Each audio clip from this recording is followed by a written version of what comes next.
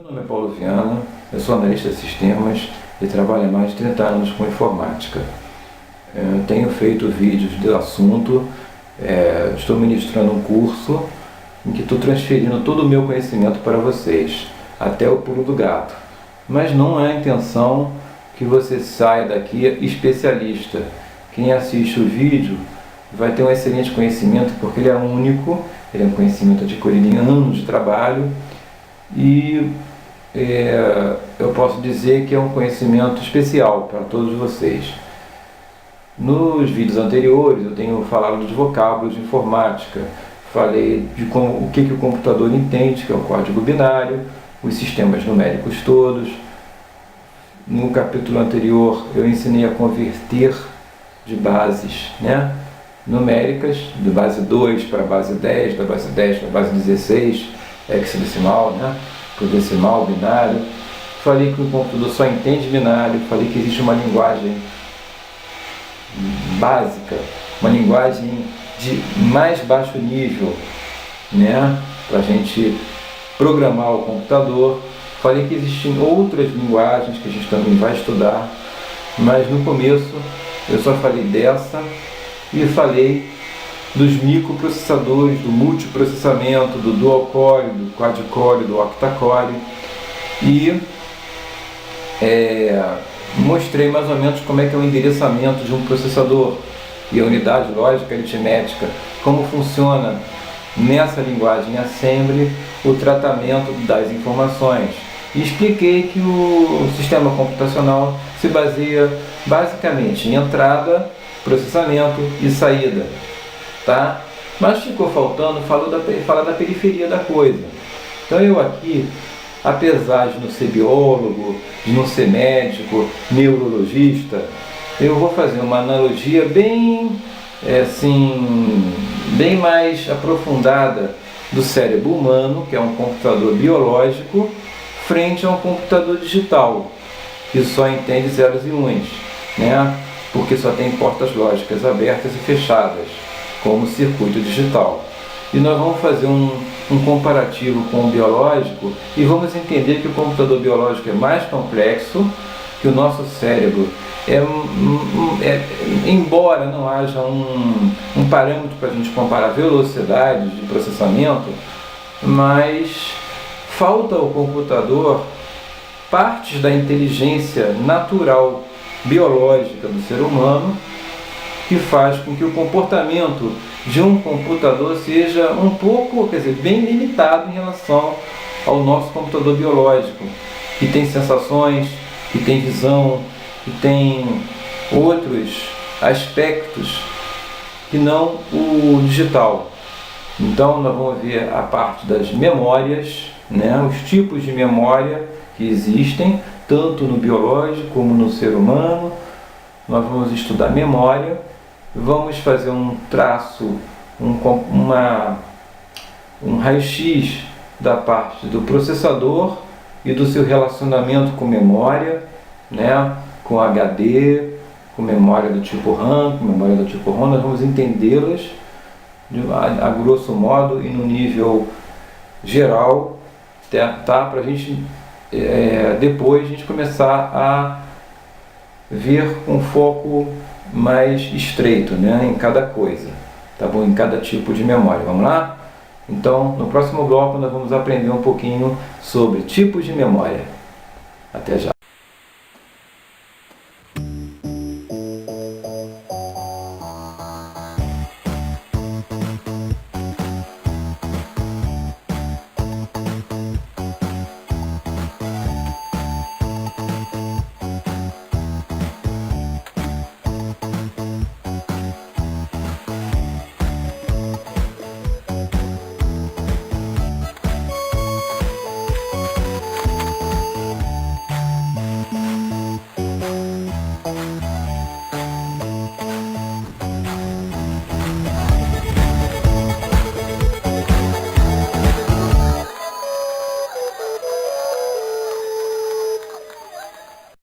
Bem, como eu tenho falado do microprocessador, eu coloquei que nós tratamos o microprocessador em determinadas linguagens e a linguagem mais baixo nível a gente já trata diretamente com os endereçadores, com a barra de endereços do processador, né?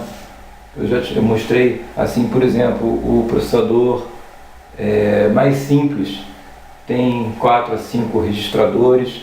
A gente aloca e desaloca valores desses registradores e manda as operações aritméticas para a unidade lógica aritmética tratar, certo? Mas envolvido nisso, tá? Existe uma parte do sistema computacional chamada memória. Memória, né? Quando a gente vai comprar um computador, o vendedor nos dá uma solução. Olha, tem essa solução aqui. Ele tem não sei quanto de memória RAM, não sei quanto de HD, né? Então, a gente já aprendeu aqui a falar de byte e bit. Então, a gente sabe mais ou menos o tamanho. A gente sabe o tamanho da memória, né? Se fala um número tipo, esse computador aqui tem 2 GB de memória RAM. A gente já sabe medir o tamanho, porque a gente já viu que 1 KB tem 1024 bytes, 1024 bytes são 1024 caracteres ou símbolos, né? Porque 1 byte são 8 bits e 8 bits representam um caractere. Então, quando a gente fala, tem 2 GB, a gente multiplica 1024 por 1024 para saber quantos mega. 1024 vezes 1024 vezes 1024 para saber quantos giga. Então a gente vai saber que 1 giga são 1 milhão de bytes, né? 2 gigas são 2 milhões, né? Não é isso? Se eu estiver errado, me corrija. Veja na calculadora aí. É só multiplicar 3 vezes 1024, né? 1024 vezes 1024 vezes 1024. Ou 1024 ao cubo, né? Você vai descobrir quanto é o giga. Então você já sabe o tamanho, agora você não sabe o que é. Que memória é a memória RAM? Que memória é a memória do HD? E que tipo de memória é essa, né? Processador tem endereços. Ele tem a barra de endereços dele, né? Eu falei de uma linguagem que trata diretamente esses endereços, aloca e desaloca dos endereços. Só que esses endereços são do processador, estão dentro do processador, certo? Existe outras áreas em que as informações podem ser gravadas, alocadas, entendeu?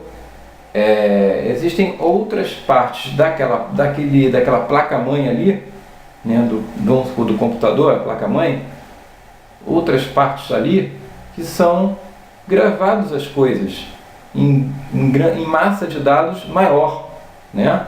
A nível de processamento do processador, você só usa os endereços do processador. Existe a ULA para tratar as operações aritméticas, mas o resultado disso ele é gravado, ele é guardado em outros lugares. É o que se chama memória, né? Então a gente tem vários tipos de memória, né? Como eu estou citando aqui, memória. A primeira memória,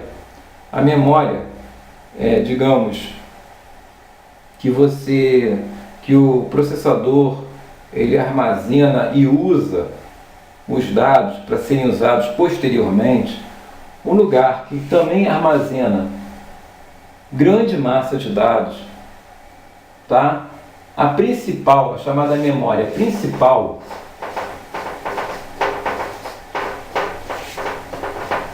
tá? E que tem que ter no computador, sem aquilo o computador não funciona, é a memória RAM. A memória chamada RAM, RAM, tá? RAM é sinônimo de randomize, não, Random Access Memory. Random Access Memory, certo? Então vamos ao contrário, conceito contrário. O que é RAM? Random Access Memory. Memória de acesso aleatório. O que é memória de acesso aleatório?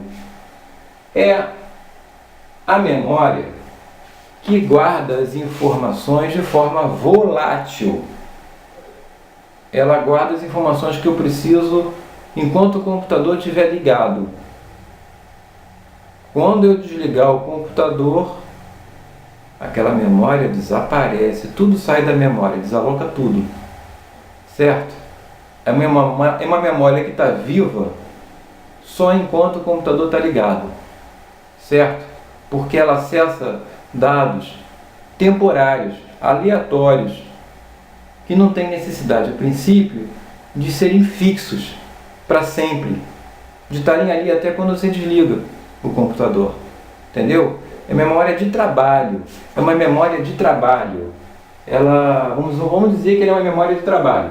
Primeira característica, ela é apenas para trabalho.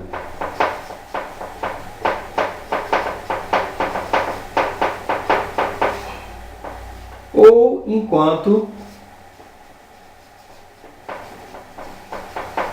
a CPU estiver ligada.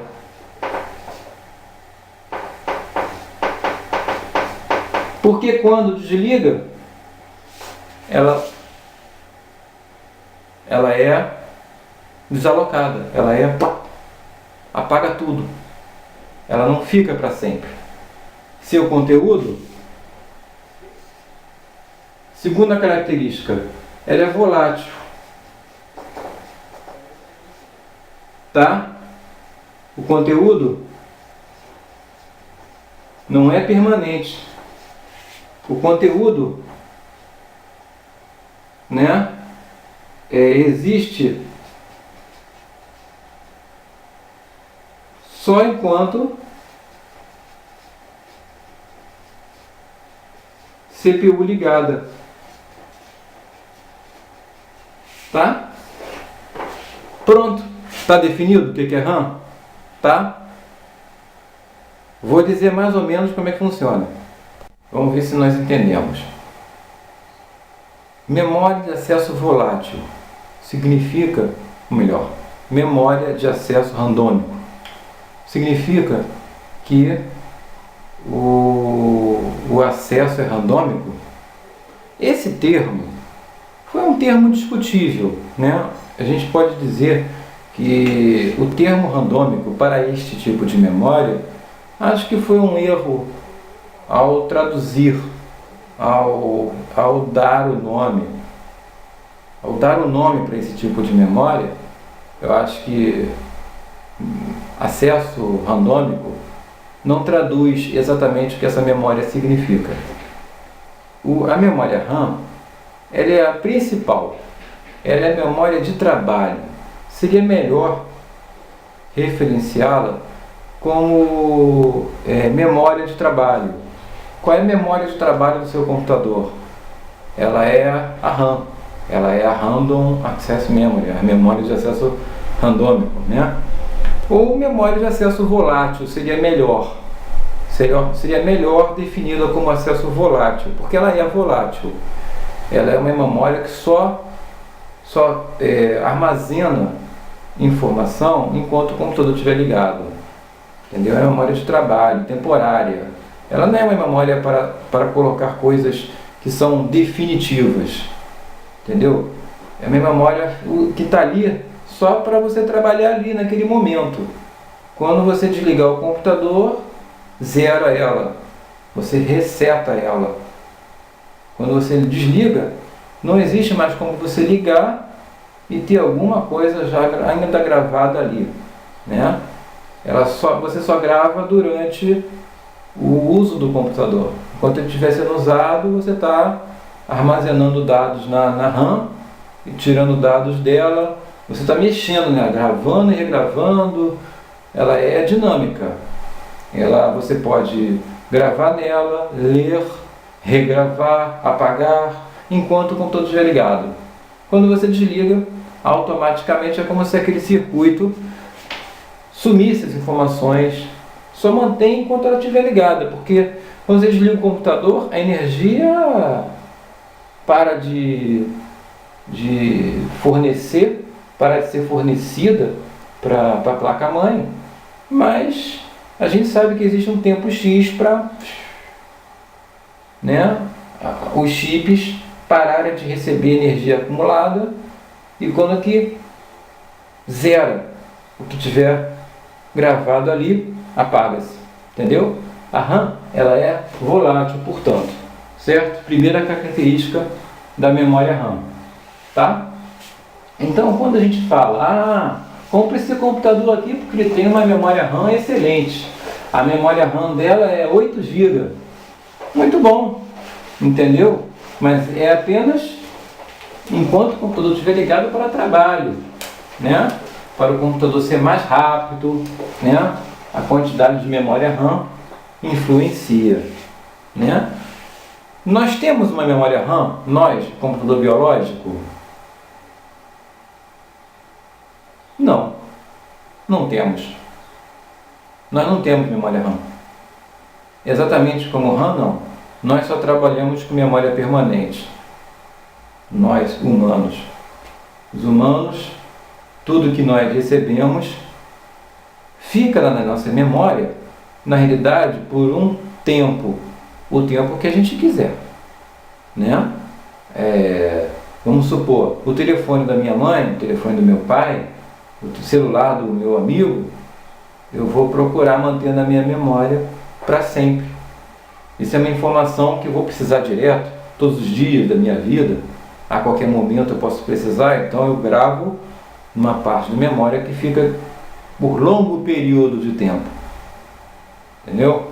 Agora, se é eu fui ali, fui assaltado, o cara que me assaltou tinha boné vermelho, eu vou lembrar desse dado, mas por um certo tempo. Tem uma hora que eu vou querer apagar isso da minha memória, entendeu? Então eu também tenho minha memória de curto prazo, mas eu não desligo, nunca, eu só vou desligar quando eu morrer, entendeu? Então essa RAM que tenho, essa RAM, no nosso conceito é diferente. Nós não temos um morrer e ligar e religar, não temos um desligar e religar, morrer e reviver, né? Então, por isso nós não temos um conceito de memória RAM adequado ao nosso computador biológico, porque toda a nossa memória, ela pode ser definida em memória de curto prazo e de longo prazo, mas exatamente como RAM não podemos saber, não sabemos. Bom, assim como informações que nós não queremos guardar por muito tempo e colocamos na nossa parte da memória de curto prazo, nós também temos informações que só precisamos uma vez, informações que a gente não fica guardando. Então elas ficam por um certo tempo e até involuntariamente nós esquecemos. Até o nosso próprio computador biológico trata de verificar aquela informação, ela é útil por muito tempo, então nós já temos uma programação que guarda ela na memória de longo prazo e exercitamos isso para que não seja esquecido. Se nós não exercitamos, essa informação ela vai migrando até ser esquecida, digamos assim, né? De uma forma mais próxima da realidade. Agora, a memória RAM, ela só tem um tipo, volátil. Quando desliga o computador, desaparece completamente. Entendeu? Então podemos dizer que toda a nossa memória é RAM, porque também morremos e o nosso corpo físico que fica aqui se deteriorando, essa memória vai ser desligada, entendeu? Agora, nós não sabemos detalhes de porquês. Tem gente que acredita em coisas totalmente fora desse, que nós não vamos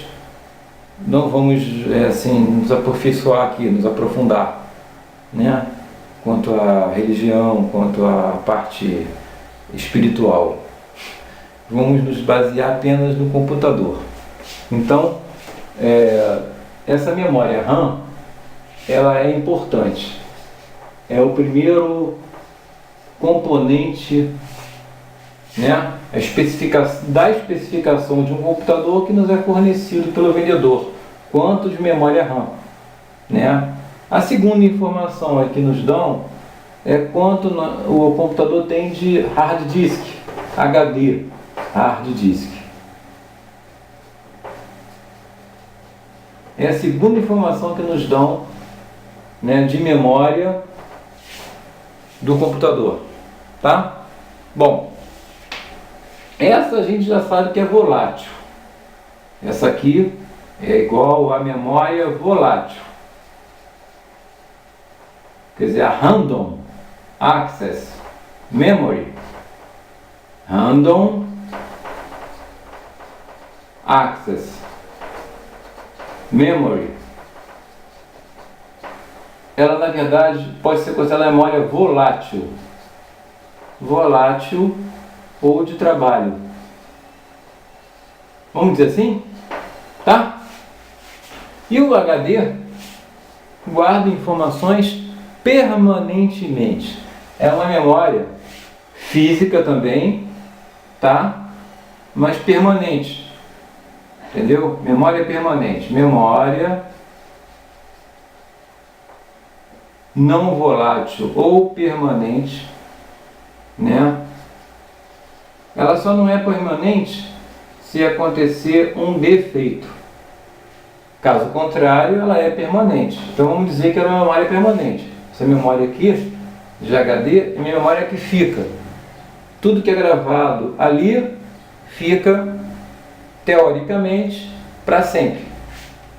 Até o HD dá pau. O HD dá defeito. Memória RAM também dá defeito. Mas nós vamos ver aqui o que acontece quando uma memória RAM dá defeito, tá? Ou o que pode ser feito para resolver o defeito. Agora, o HD é simples. É um disco rígido. Também chamado isso aqui de disco rígido. Certo? Disco rígido.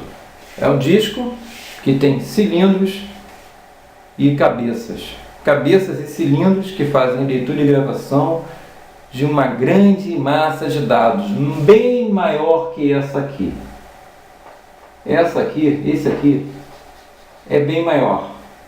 A gente pode dizer que isso aqui é pequenininho, isso aqui é enorme, gigante. Tá? Isso aqui é gigante. Isso aqui não, isso aqui é pequeno. Tá? A RAM costuma ser da faixa de, digamos assim, a gente pode ter computador com 1 GB, hoje em dia, né? 2 GB, 3, 4, até 8, até 16, digamos. 32, pode ter um computador com 32 GB de RAM? Pode. Disco rígido, qual é a ordem de grandeza? Pode ter um disco rígido com 80 GB? Pode. 40 GB são os mais fraquinhos, né? 40, 80. Mas pode ter com 500 GB, pode ter com 1 TB e pode ter até 3 TB. E não tem limite, pode ter até mais. O limite é o céu, entendeu? Digamos assim. Os fabricantes hoje vendem HD de até 1 TB. Mas você pode colocar 2 HDs de 3 TB, né? Digamos assim, o máximo de um HD é 3 TB, entre aspas. Pode até ter mais, teoricamente. Na prática pode acontecer de um fornecedor, um fabricante fornecer um maior. Mas você pode botar 2, 3, 4 discos e acumular de 1 TB, 2 TB, 3 TB, quantos TB você quiser. Entendeu? E fazer um computador ter 50 teras. Isso é possível. Entendeu? Isso é possível. Você pode ver. Entendeu? Então, o HD é uma memória permanente e de grande volume de dados e é composto fisicamente por um disco rígido. Tá bom? Mas nós vamos falar. Isso aqui eu estou falando do que você como você é abordado ao comprar um computador, tá me entendendo? As informações técnicas que são dadas assim a princípio. Mas nós vamos falar de muito mais tipos de memória que esse. Agora, bom, a gente falou de como a gente é abordado quando a gente compra um computador. O vendedor fala da memória RAM e fala do HD. Isso é o básico. Mas vamos ver aqui quais são todos os tipos de memória que estão envolvidos na história, tá? Não só a RAM e não só o HD, tá? Dentro de um computador, a gente já viu que tem um microprocessador.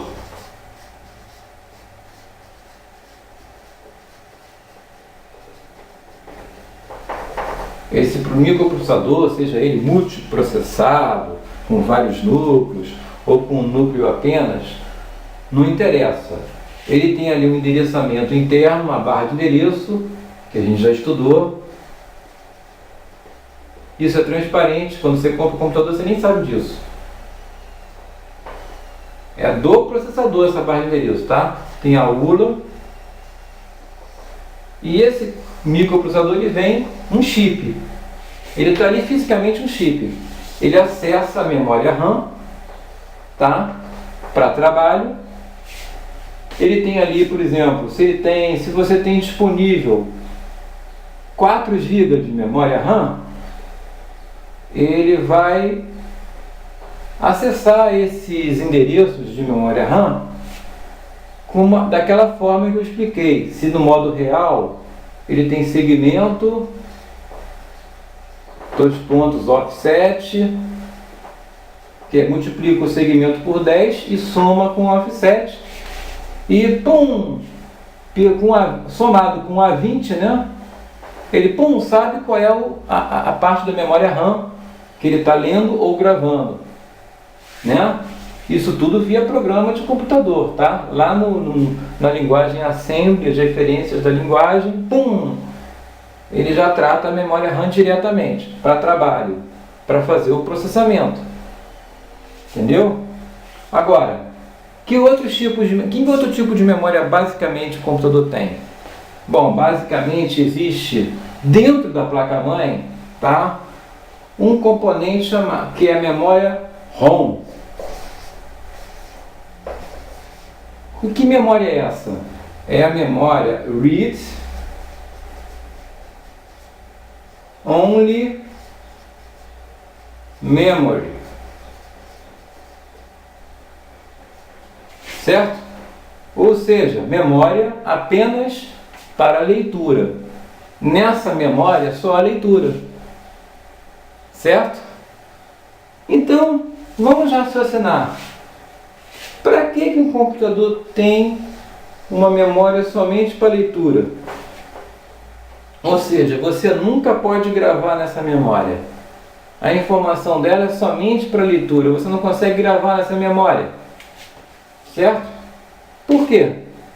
Porque é uma parte da memória que, digamos assim, ela é utilizada apenas como repositório, né, do tratamento da programação da placa-mãe para aceitar a programação que você quer. Existe uma configuração básica, uma programação básica. Existe na ROM um código fixo, né, que está ali para armazenar certo código que vai ser básico, vai ser, sem dúvida nenhuma, digamos assim, elementar, que aquilo ali exista, que aquele código exista, que aquela memória esteja ali na placa-mãe, para que tudo funcione. Entendeu? Como eu vou explicar?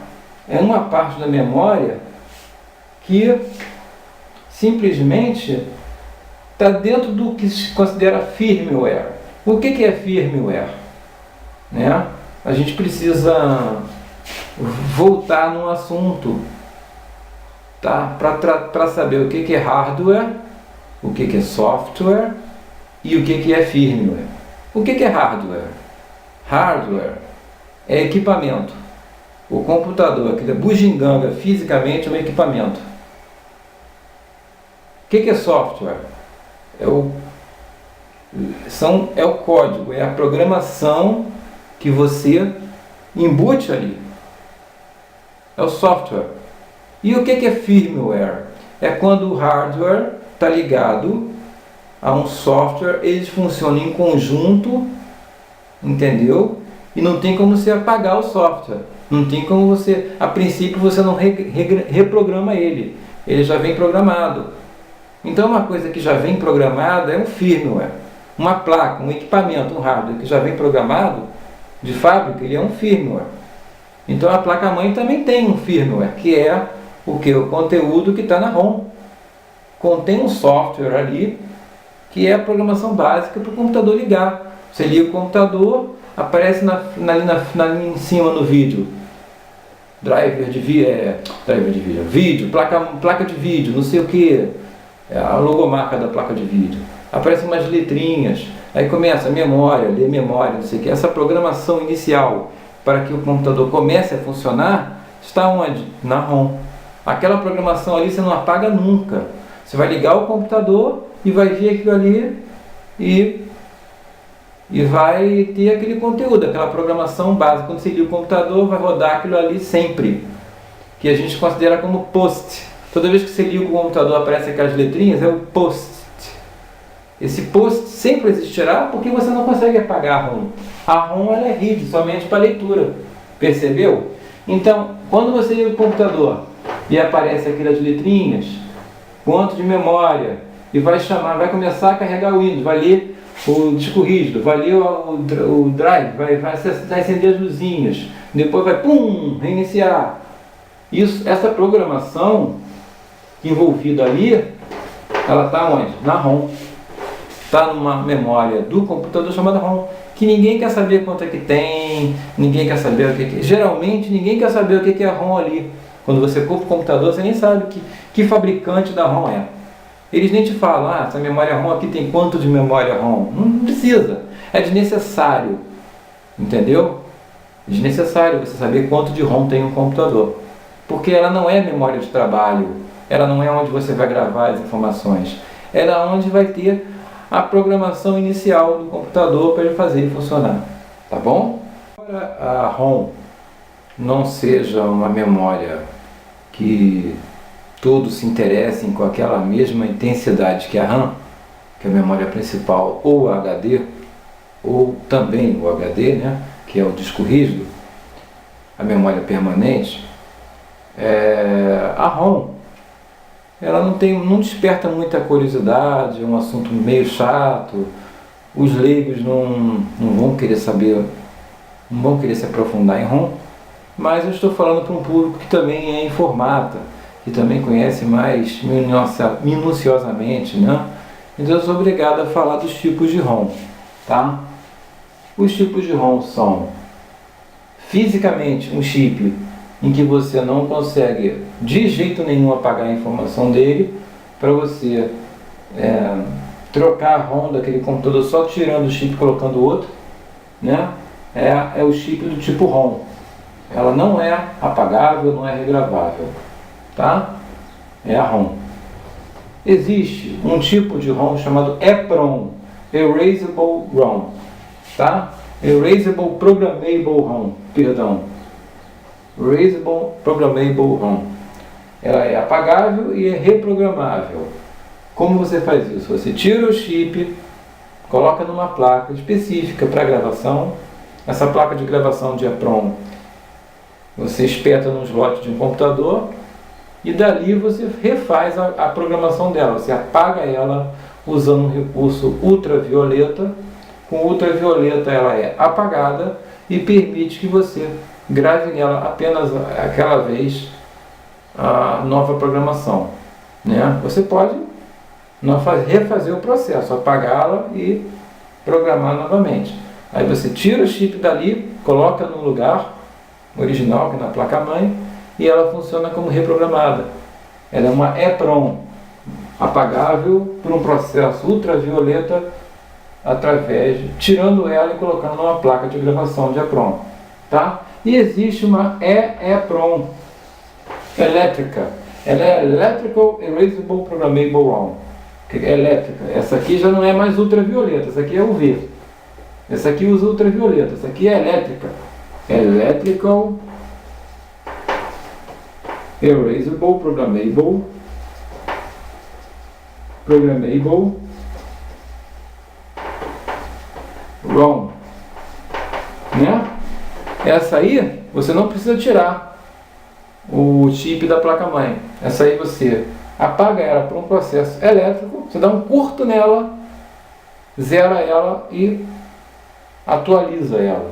Você reprograma ela. Você faz uma atualização de BIOS. Quando você faz uma atualização de BIOS, você está usando uma EEPROM, que é uma ROM mais sofisticada. É a ROM dos nossos dias, dos tempos atuais. Você consegue apagá-la por um processo elétrico e reprogramá-la, fazer uma atualização de BIOS, por exemplo, entendeu? A BIOS do computador ela é residente numa ROM, entendeu? Numa ROM do tipo EEPROM hoje em dia. Você faz a atualização de BIOS, entendeu? Só que é um processo que você não pode contar com queda de luz. Se houver uma queda de luz, você pode danificar a placa-mãe, porque você está no meio de uma programação de uma ROM e caiu a luz, pronto. Né? Ela não vai executar parte daquele código e vai sumir o resto. Não vai estar gravado porque caiu a luz. Então você vai ter destruído até a programação para apagá-la, porque a programação para apagá-la está dentro dela mesma. Entendeu? Então, para você fazer uma atualização de BIOS, você tem que não deixar o computador cair a luz. Você tem que estar no no break, tem que ter uma proteção, você tem que ter um no break, você tem que confiar na rede elétrica que não vai desligar a luz, não vai desligar o computador, não vai ter queda de luz. Assim você atualiza toda a BIOS e fica tudo certo. A ROM está regravada numa boa, porque nela também tem o código para regravá-la. Então, se você não grava tudo, já era aquela placa-mãe, você pode estragar. Entendeu? Então a ROM, ela contém toda a programação básica inicial do computador. Quando você liga, aparece aquele POST, que é o teste de memória, qual é a placa-mãe, a marca, né? Qual é os HDs que foram lidos dos discos, né? E aí ele, começa a iniciar o Windows. Todo esse processo está dentro, é uma programação que está implícita, que está dentro de uma ROM que está na placa-mãe. Mas esse detalhe é um detalhe que não é muito importante, principalmente para o leigo, né? Principalmente para o usuário final que não quer saber. Né? Em geral, placas-mães boas, né, tem uma BIOS mais sofisticada, que aceita até o mouse para você configurar. A BIOS, você aperta aquela tecla Delete. Quando você inicia o computador, você pressiona Delete, né? E você entra no código volátil que tem ali na BIOS, né? Que é permitido você armazenar numa memória flash parte própria com os dados da BIOS, né? Que é configuração de inicialização da máquina, né? Se a máquina vai fazer teste de BIOS, teste de memória, se vai ler os periféricos na inicialização, né? Alguns detalhes do tipo memória cache, que a gente vai ver depois, HD, né? Como você vai acessar o HD especificamente, entendeu? Que tipo de acesso, esses detalhes, essas configurações específicas de boot, de inicialização, você aperta a Del e você vai ter o menuzinho para você, onde no menu você vai configurar até a temperatura da placa-mãe que você admite que ele funcione, que você tem, que admite que você programe o desligamento automático do computador, passando daquela temperatura, o controle geral do computador, o gerenciamento básico inicial da arquitetura básica, né? Os dados da arquitetura básica do funcionamento do computador estão na BIOS, então ali você gerencia tudo, né? Que não é muito grande, não é muito extenso não. Na verdade, a BIOS é uma sequência de memória assim limitada, entendeu? Ela tem aquela quantidade de bytes, somente aquela, e o código ali está numa ROM para interpretar e para fazer o POST, né? A inicialização do equipamento de forma correta. Bom, sobre isso eu já posso dar o assunto como esgotado. A ROM nós já vimos. Agora a gente vai falar um pouco de outros tipos de memória, que é um outro tipo de memória que é usado tanto no cérebro humano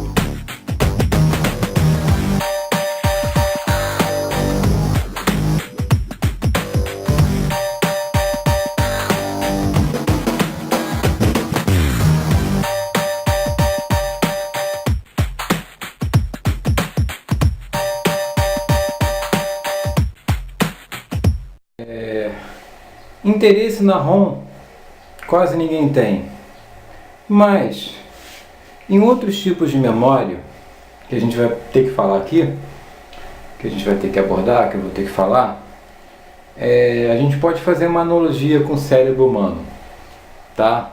Vou fazer uma analogia aqui. Eu não sou biólogo, eu não sou médico, minha especialidade não é essa área de saúde, nada disso. Mas eu vou apresentar para vocês o cérebro humano, apesar disso, né? Eu também não sou desenhista, mas eu posso dizer que o cérebro tem mais ou menos esse formato aqui, tá? E a gente vai chegar à conclusão por que eu falei isso, tá? Por que eu estou citando isso. Aqui na área da frente do cérebro, a parte da frente, nós temos uma área chamada pré-frontal, tá? Um pouco para essa área pré-frontal, para o meio, existe um pedaço, uma parte cerebral chamada giro cingulado, tá? Que é essa parte que eu vou achurar aqui, giro cingulado, tá? Um pouco abaixo desse giro cingulado, nós temos o hipotálamo. O hipotálamo é mais ou menos aqui, tá? Um pedaço mais ou menos parecendo um fígado, né? É o hipotálamo. Bem na parte, ela faz limite com a pré-frontal e ela também faz fronteira com o fórnix, né? Isso aqui é o hipotálamo, Dentro do hipotálamo tem uma unidade bem menor, né, dentro do hipotálamo, que nós chamamos de tálamo, tá? Isso aqui, que parece um rato, né? Parece um mouse, que fica aqui na parte inferior do cérebro, bem no tronco. Isso aqui é o tronco, tá? Toda essa parte aqui do núcleo é o tronco. Tem o fórnix. Esse fórnix faz limítrofe com o hipotálamo. Aqui tem um pedacinho que a gente pode citar, que é o septo, tá?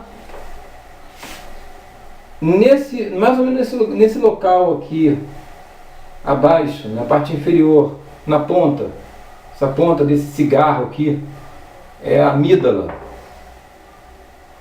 E do lado o hipocampo, tá? Bem grudado a parte que vai anexar as nossas conexões cerebrais ao nosso tronco, na coluna cervical, né? Bom, eu estou mostrando todo o mapeamento cerebral para a gente circular apenas essa área aqui, o tálamo.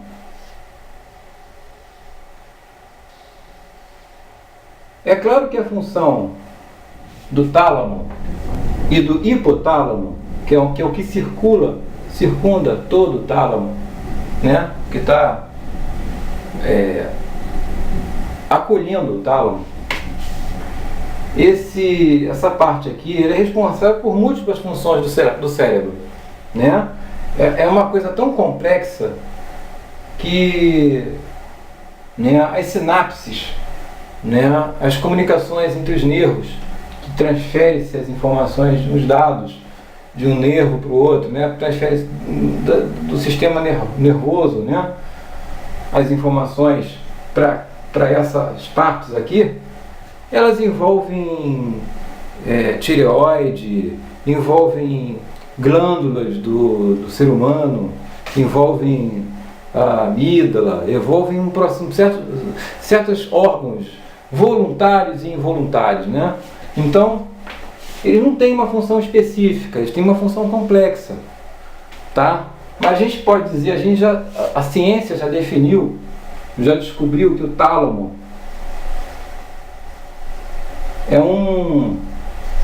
esse pequeno ponto aqui dentro do hipotálamo é um localzinho em que nós guardamos as nossas memórias mais, digamos assim, imediatas. Que é como assim, você, através da sua visão, você vê um objeto, tá? E você identifica rapidamente. Antes de você processar a informação no cérebro, a programação humana, ela busca no tálamo essa informação primeiro.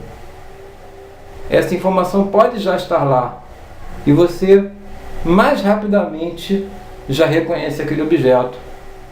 Então, quando você tem um objeto na sua visão, você já o identifica os objetos rapidamente. Você tem uma identificação rápida. Você tem um linguajar que já sabe as palavras que vão ser faladas. Entendeu?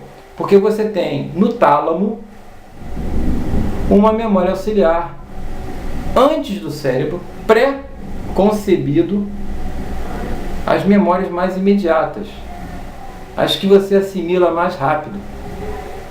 Tá entendendo? De forma mais rápida. Antes de você chegar a processar a informação no cérebro, você vai direto no tálamo e vê se essa informação já existe. Se ela não existir, é que você vai processar aquilo no cérebro, porque ela já pode existir no tálamo. Esse processo se chama memória cache. Tá? Então o tálamo é a nossa memória cache.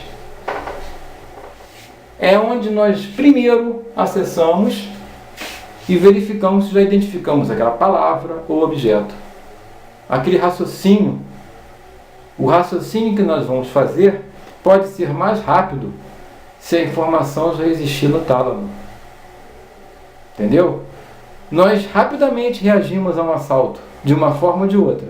Ou a gente fica paralisado, ou a gente faz alguma coisa. O responsável pelo nosso primeiro, para a nossa primeira reação, pela nossa primeira impressão sobre qualquer coisa, está no tálamo. É lá que a gente busca primeiro. Se a informação estiver lá, ótimo. Não demora para ser processado, já vai responder imediatamente daquela maneira, como já está pré-concebido no tálamo. Se aquela informação não está ali, a gente vai buscar ela no cérebro, no cerebelo, de algum jeito, aonde tiver. Na memória de curto prazo, na memória de longo prazo, mas primeiro a gente vai na memória cache do ser humano, que é o tálamo. Então, assim como no ser humano, o computador também tem uma memória. Então, o tálamo é a memória cache do ser humano. O cérebro humano procura no tálamo se a informação já é pré-existente, se aquela situação já aconteceu algum dia, se aquele objeto já é reconhecido, se tal fato já ocorreu, se já há uma solução numa base de conhecimento do tálamo.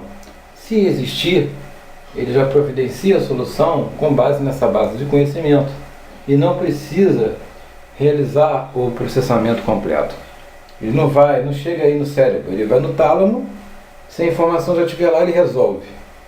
Né? Isso é uma memória cache. No computador, a memória cache, ela existe em todo tipo de memória. No processador, dentro do processador, há uma memória cache. Né? Então as pessoas atentam para a memória cache interna do processador. Tem a memória interna do processador, a memória cache interna e a memória cache externa. São dois tipos de memória cache no processador. Então, se dentro do processador, dentro do endereçamento da barra de endereços, já existe uma base de conhecimento para as últimas referências, valores, programação, código, para aquele endereço, para aquela referência, já existe alguma coisa na base de conhecimento do cache do processador interno, ele já resolve e o próprio processador já identifica quando tem alguma diferença, né? Ou quando é exatamente aquilo que o código está reprocessando, entendeu? Então, se há um reprocessamento e o processador identifica que aquilo ali é um reprocessamento exatamente igual, ele não precisa refazer o processamento, associar, cuidar de todas as associações, recuperar valores de memória. Não, ele já tem tudo ali já na memória cache, ele resolve, entendeu? E está isento de ter falha, porque ele tem um tipo de identificação para cada coisa que existe na memória cache e para o resultado que ele está processando vão ser iguais, idênticos, entendeu? Esses CR6, esses códigos de reconhecimento do código já vão ser bem processados. Então, se houver um reprocessamento, ele vai reprocessar da maneira correta e vai adiantar o processamento, vai acelerar o processamento, ao invés de ele ter que reprocessar mesmo, começar do zero o processamento. Não, ele já tem no cache. Então, esse tipo de memória, que é a memória cache, ela é feita para adiantar, para acelerar o processamento. Então, tudo quanto é tipo de memória, seja no processador, seja na memória RAM, né, seja no HD, tá? Essa memória cache de cada item, ela já resolve para acelerar o processo, né? Então vamos resumir, vamos rever a coisa. O computador, ele tem uma ROM, memória apenas de leitura. Ela não é volátil, quando você liga o computador, ela está lá, quando você desliga, está lá. Ela não perde os dados quando você desliga o computador. É uma ROM. Só que como as ROMs atuais são do tipo EEPROM, entendeu? Você consegue fazer uma atualização do código que tem dentro dela, e ela é responsável pela inicialização do computador. Quando você liga o computador, o código que o computador tem que primeiro executar está na ROM, né? Mas, assim, especificamente na BIOS, né? A ROM, ela também recupera dados do Basic Input Output System, sistema de entrada e saída básico, Basic Input Output System, é a famosa BIOS. Da BIOS ali ele pega a data, ele pega os dados dos HDs, pega os dados dos periféricos, tudo que você tem instalado no computador está na BIOS. Ele identifica os periféricos, faz o reconhecimento, testa a memória e faz o post, ele realiza o post. Então, ele realiza o post. O post é aquele código que quando você liga o computador, aparece aquele logomarca, a quantidade de memória, o HD, e começa a inicialização. E aí ele, lê o sistema operacional, carrega o Windows, né? A partir de carregado o sistema operacional, né, o SO que vai ser lido posteriormente ao post, ele vai carregar o sistema operacional, o SO. Aí ele vai começar a ler e gravar da memória RAM, que é a memória de trabalho. Essa memória é Random Access Memory. Essa é volátil, certo? Bom, sendo volátil, quando você desliga o computador, a RAM automaticamente é desalocada, ela apaga. A energia dela não tem mais fornecimento de energia, a energia acumulada acabou, os dados que estavam ali desaparecem. Então, toda vez que você desliga o computador, ela é zerada.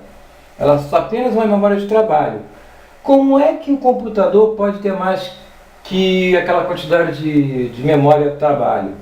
Se o computador tiver, por exemplo, 4 GB de RAM, tem 4 GB de RAM, como é que faz para o computador ter mais que 4 GB? Conseguir executar aplicações maiores que 4 GB? Como é que ele consegue exceder essa capacidade? Simples. Ele não usa apenas a memória principal, a RAM, que é volátil, para trabalho. Ela soma. Essa memória RAM, ela se soma com o espaço que o sistema operacional pega do HD, tá? Que é a memória virtual.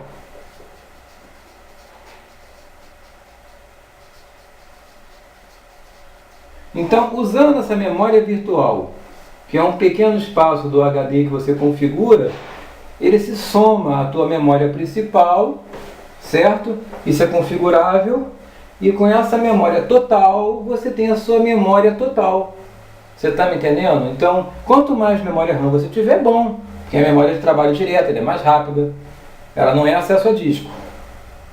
E se você configurar uma memória virtual para acrescentar, se o Windows já tiver isso configurado automaticamente, melhor ainda, ele já sabe qual é o mínimo e qual é o máximo ideais para aquele sistema.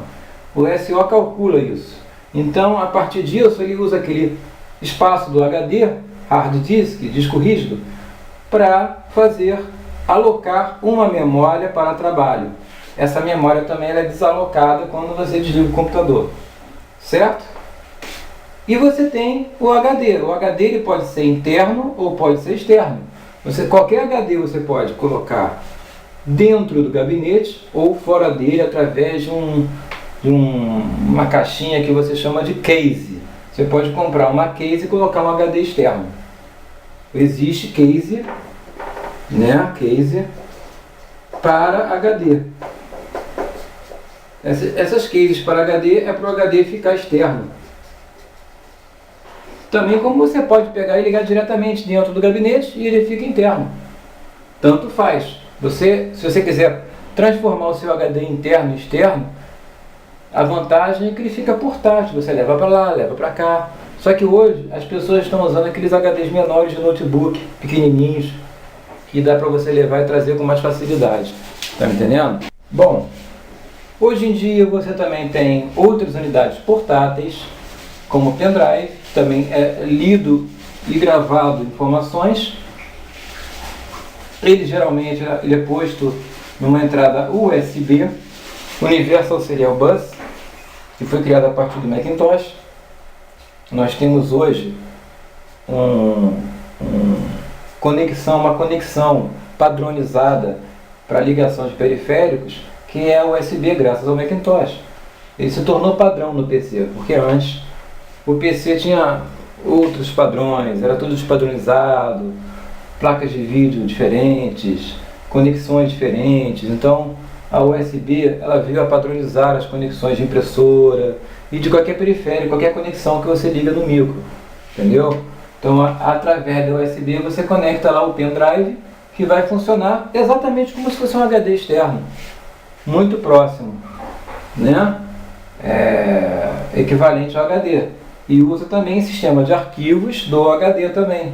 Qualquer sistema de arquivos que você usa para o HD, você pode usar para o pendrive, e o pendrive você pode tirar, levar para outro computador e usar no outro computador, como se fosse um HD externo. O flash disk é aquela memóriazinha que você bota no celular. Você pode conectar o celular no computador através da USB, e através disso você grava direto na memória flash do celular. Na verdade, o que está no celular é uma memória flash, micro flash, né? Mini flash, né? Aquela memória pequenininhazinha. Para você colocar num leitor de memória do computador, aquele leitor de memória que tem mais entradas para cartões, isso você tem que colocar um adaptador, essa micro flash num adaptador. No adaptador você liga no leitor de cartão e usa no computador como se fosse um HD externo também. O pendrive e o flash disks são externos, né? São unidades externas, não existe internamente, né? Interno é difícil, é impossível, porque como unidade portátil, qual é o objetivo de você colocar internamente? Ele é para colocar externo, entendeu? Ou você usa o pendrive pela USB, ou usa o flash disk pelo leitor de cartão, ou dentro do celular, usando a interface USB também, certo? Bom, a gente finalizou os assuntos que eu ia falar hoje. No próximo vídeo eu pretendo centralizar o assunto, focar o assunto no disco rígido, no HD. Eu vou contar a história do HD, do Winchester. Vou contar a história dele, desde o Beeple, desde o Radio Shack, TRS-80, que ele existiu para essas plataformas. E eu vou contar a evolução dele, das arquiteturas dele, do SCSI, do IDE, até o atual SATA, né? Então, nós vamos estudar minuciosamente no próximo vídeo o HD, o Hard Disk, tá bom? Para o pessoal que gostou do vídeo, dê o seu like, inscreva-se no canal, dê a sua sugestão, participe. Se você colocar um vocábulo que a gente não conheça, eu vou pesquisar e vou te dizer o que é. Se você quiser sugerir um assunto atual para dentro dos parâmetros, né, dentro do que a gente está estudando atualmente, você pode, se você tem alguma dúvida sobre um assunto já abordado, tá bom? A gente fixa a matéria e a gente vai começar também a dar dicas. E começando a ver mais prática também, a falar da manutenção, vou mostrar para vocês como é que é uma placa-mãe, tudo isso a gente vai falar aqui, tá? Mas principalmente no próximo vídeo do HD, do Hard Disk. Um abraço para todos e até a próxima.